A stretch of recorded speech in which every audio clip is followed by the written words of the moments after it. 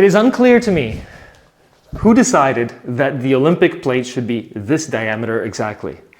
As you can see, for my arm, when I descend, I need not bend my back. But now imagine if my arm was shorter and I go down to the floor, what must happen in order for me to reach it is the spinal flexion.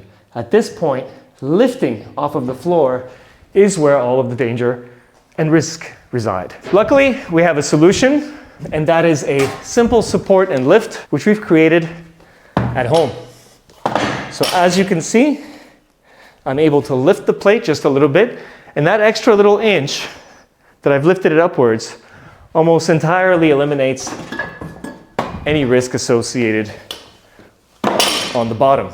As you can see here, I need not go as deep in order to lift now. Some may argue that there's a little bit of effect on the bottom. However, if I can get rid of all of the risk, or most of the risk, of course, making sure the person stays in good position and keep most of the benefit, then I think we've made a good adjustment.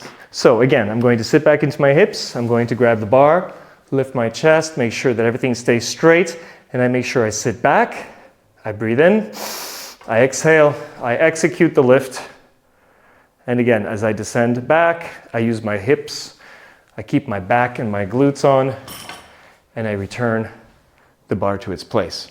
As you can see, a simple lift can tremendously help to alleviate any risk associated with spinal flexion and compression on the bottom of the lift. Some people struggle to lift from the floor even after they've lifted the plates on the blocks. What we can do is we can actually come up on spotter arms and have them lift pretty much from knee height, which in any case, in real life, is where they're going to be most likely lifting most objects from.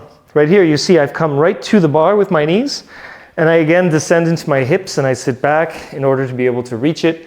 And I just simply make sure that I do not pull my pelvis under, that I don't round my chest and shoulders, and I don't collapse my head. In other words, I want to stay straight and tall, descend into my hips, grip the bar, bend, and basically I'm able to allow myself to experience a little bit of strength, grip, and stability while eliminating almost entirely the more risky zone of going all the way to the floor. For more tips and strategies on how to create balance within the system and a stable, pain-free function, visit the Good Back Academy. The Good Back Academy is an online course including 7 tailored modules in order to prevent and treat back pain, but also set a foundation for healthy movement overall.